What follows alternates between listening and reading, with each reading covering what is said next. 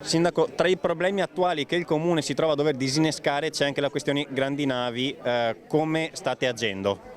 Allora, ho scritto una lettera al Presidente del Consiglio, ai sottosegretari del Veneto, Martella e Barretta, e ovviamente facendo riferimento alle notizie della stampa del Ministro Franceschini, che vede come possibile soluzione al problema delle grandi navi Punta Sabbioni e il progetto Duferco. Ovviamente c'è la contrapposizione ormai storica di tutto il Consiglio Comunale di Cavallino Treporti e noi vogliamo assolutamente continuare a far pesare questa importante contrapposizione che il Consiglio ha e che mio tramite esprime, perché ci sarebbe una devastazione ambientale e una devastazione economica, non c'è la creazione di posti di lavoro, oltretutto sarebbe anzi una grossa penalizzazione. E abbiamo scritto immediatamente e abbiamo fatto pesare questa nostra contrarietà. Dobbiamo costantemente vigilare su questo tema perché il pericolo incombe. È importante esserci